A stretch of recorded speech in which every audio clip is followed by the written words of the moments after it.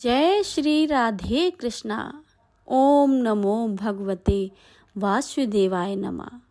ओम नमः शिवाय।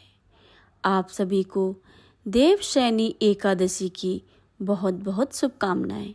आप सभी के जीवन में भगवान विष्णु और माता लक्ष्मी की कृपा हमेशा बनी रहे। आज के इस वीडियो में हम आपको यह जानकारी देंगे कि देवशयनी एकादशी की शुभ मुहूर्त तिथि तथा पारण का समय क्या है और क्या करना चाहिए अथवा क्या नहीं करना चाहिए, पूजा विधि के बारे में तथा महत्व के बारे में, और आप देवशयनी एकादशी की कथा का रसपान भी करेंगे। तो प्रेम से बोलिए लक्ष्मी नारायण की जय, लक्ष्मी माता की जय, विष्णु भगवान की जय। देवशयनी एकादशी आषाढ़ माह शुक्ल पक्ष की एकादशी को मनाई जाती है। इस बार यह 16 जुलाई की शाम 8:33 से आरंभ होकर 17 जुलाई की रात 9:02 तक रहेगी। उदया तिथि होने के कारण साधक 17 तारीख को ही व्रत रखेंगे।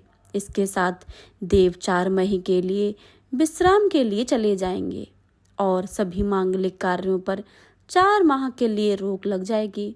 देवशयनी एकादशी के शुभ योग भी बन रहे हैं, जिनमें पूजन लाभकारी रहेगा।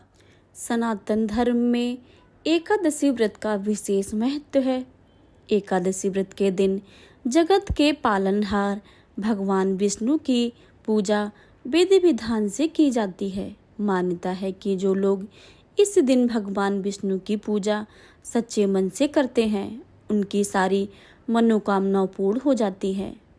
ज्येष्ठ माह के बाद आषाढ़ महीने की शुरुआत हो जाएगी और आषाढ़ माह के शुक्ल पक्ष की एकादशी तिथि को देवशयनी एकादशी मनाई जाती है।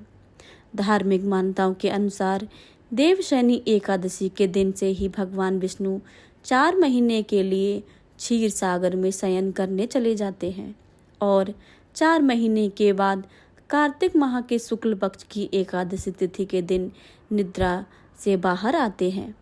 आपको बता दें कि कार्तिक माह के शुक्ल पक्ष की एकादशी तिथि को देव उठनी एकादशी के नाम से जाना जाता है। वैदिक ज्योतिष शास्त्र के अनुसार देवशयनी एकादशी से लेकर देव उठनी एकादशी तक, यानी इन 4 महीने तक कोई भी शुभ कार्य करना वर्जित हो जाता है। इन 4 माह को चतुर्मास के नाम से भी जाना जाता है। चतुर्मास में भी कोई भी मांगलिक कार्य करना वर्जित होता है, क्योंकि इस 4 माह में पूरी सृष्टि का संचालन देवों के देव महादेव करते हैं। धार्मिक मान्यताओं के अनुसार देवशयनी एकादशी के दिन जातक भगवान विष्णु के साथ माता पार्वती की भी पूजा की जाती है। मानता है कि जो लोग देवशयनी एकादशी के दिन विधि विधान से पूजा अर्चना करते हैं, उनकी सारी मनोकामनाएं पूर्ण हो जाती है।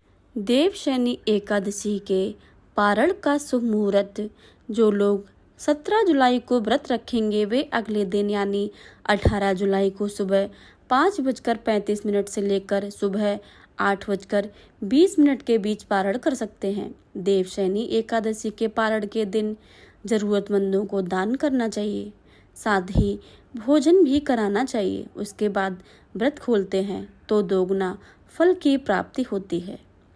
वैदिक ज्योतिष शास्त्र के अनुसार देवशयनी एकादशी के दिन कई सारे शुभ योग बन रहे हैं। पहला शुभ योग सुबह 7:05 बनेगा।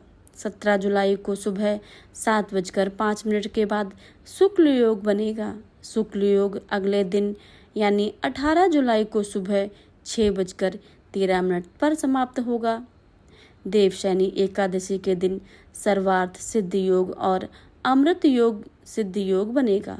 सर्वार्थ सिद्ध योग और अमृत सिद्ध योग का निर्माण 17 जुलाई को सुबह 5:34 पर होगा और समापन अगले दिन यानी 18 जुलाई को ब्रह्म बेला 3:13 पर होगा।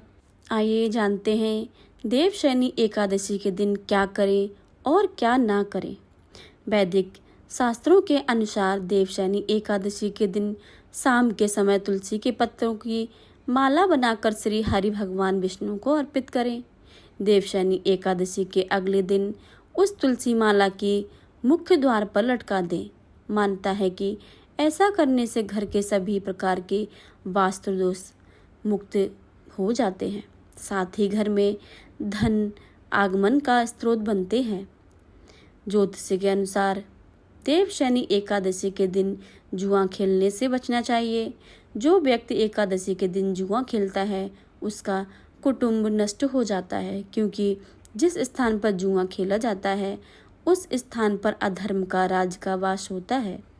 धार्मिक मान्यताओं के अनुसार रात्र को सोना नहीं चाहिए।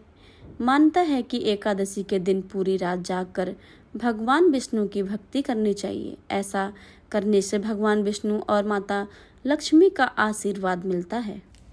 पौराणिक कथा के अनुसार मांधाता नामक एक सूर्यवंशी राजा थे। वह हमेशा सत्य बोलते थे और महान तपस्वी और चक्रवर्ती थे। वह अपनी प्रजा की देखभाल अपनी संतान की तरह करते थे। एक बार उस राज्य में अकाल पड़ने से हाहाकार मच गया। राजा को प्रजा की चिंता सताने लगी। लोग राजा से अपने कष्ट बताने लगे। इससे राजा बहुत परेशान हुए और इस समस्या का समाधान निकालने के लिए राजा मांधाता भगवान की पूजा करें और कुछ विशिष्ट व्यक्तियों को साथ लेकर वन की ओर चल दिए। वन में वे ब्रह्मा जी के मानस पुत्र अंगिरा ऋषि से कहा कि मेरे राज्य में 3 वर्ष से वर्षा नहीं हो रही है। इससे अकाल पड़ गया है और प्रजा कष्ट भोग रही है। राजा ने यह भी कहा कि शास्त्रों में लिखा है कि राजा के पापों के प्रभाव से ही प्रजा को कष्ट मिलता है। राजा ने कहा कि मैं तो धर्म के अनुसार राज्य करता हूँ, फिर यह अकाल कैसे पड़ गया? आप कृपा करके मेरी समस्या का समाधान करिए। इस पर अंगिरा ऋषि बोले, इस युग में केवल ब्राह्मणों को ही तप करने, वेद पढ़ने का अधिकार है। लेकिन राजा, आपके पास राज्य के एक शूद्र तप कर रहा है। इसी दोष के कारण आपके राज्य में वर्षा नहीं हो रही है। अगर आप प्रजा का कल्याण चाहते हैं तो शीघ्र ही उस शूद्र का वध कर दें। राजा मांधाता ने कहा कि मैं किसी निर्दोष मनुष्य की हत्या करना मेरे नियम के विरुद्ध है। आप कोई दूसरा उपाय बताइए। ऋषि ने राजा से आषाढ़ माह के शुक्ल पक्ष की देवशयनी नाम की एकादशी का विधान पूर्वक व्रत करने को कहा और वे बोले, इस व्रत के प्रभाव से तुम्हारे राज्य में बारिश होगी और प्रजा भी पहले की तरह सुखी जीवन यापन कर पाएगी। राजा ने देवशयनी एकादशी का व्रत का पूजन नियम के अनुसार पालन किया, जिसके प्रताप से राज्य में फिर से खुशहाली लौट आई है। कहते हैं कि मोक्ष की इच्छा रखने वाले मनुष्य को इस एकादशी का व्रत अवश्य ही करना चाहिए। प्रेम से बोलिए भगवान विष्णु की जय, लक्ष्मी माता की जय, शंकर भगवान की जय, पार्वती मैया की जय, सभी देवी देवताओं की जय। अगर आपको ये कथा अच्छी लगे तो वीडियो को लाइक करके कमेंट में भगवान विष्णु की जय और माता लक्ष्मी की जय लिखना बिल्कुल भी मत भूलिएगा। मिलते हैं अगली वीडियो में, तब तक के लिए जय श्री राधे कृष्णा।